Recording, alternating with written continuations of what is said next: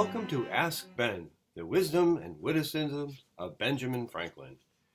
I recently received a letter from a Miss Sarah Prigemeyer of Veracity, Georgia, who writes, Dear Ben, is it true that you were leading a double life while you were away in London?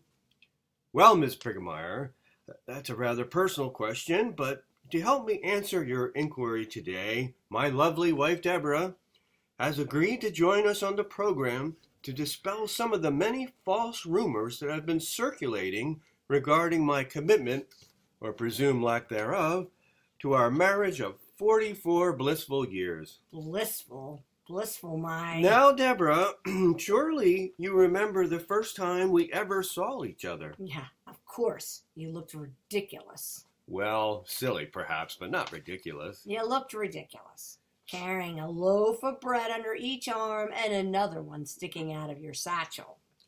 I was new in the city, a mere lad of 17, and I'd spent all my money on bread. That was all I had to eat. Well, I couldn't help but laugh at your ridiculous appearance. Okay, please stop saying ridiculous.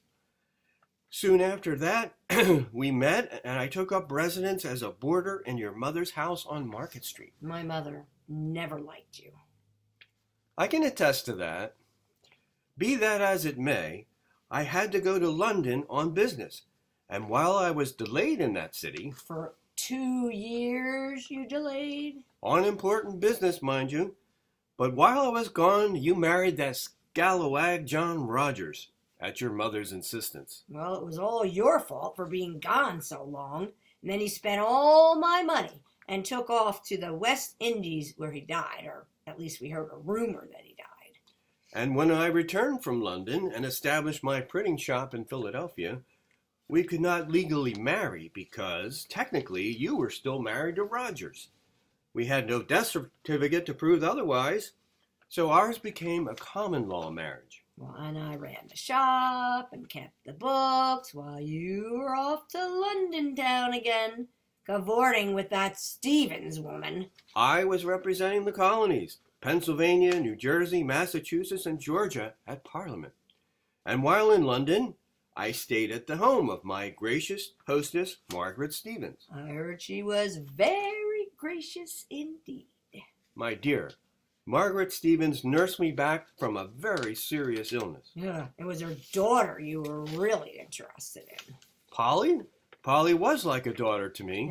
Yeah, well, can you explain this? Oh, that. Well, that was an impromptu sketch by the artist Charles Wilson Peale, who happened to walk in upon us in our flat unannounced.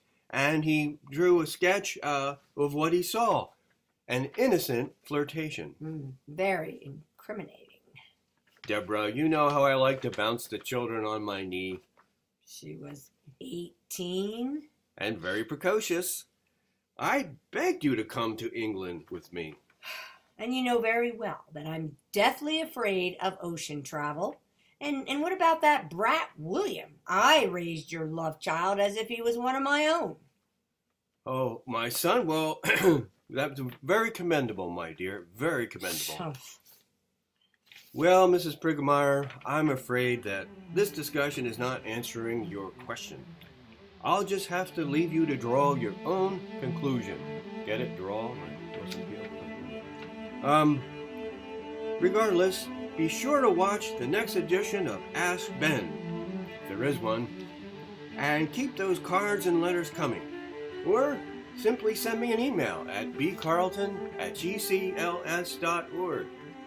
And thank you for watching. Bye.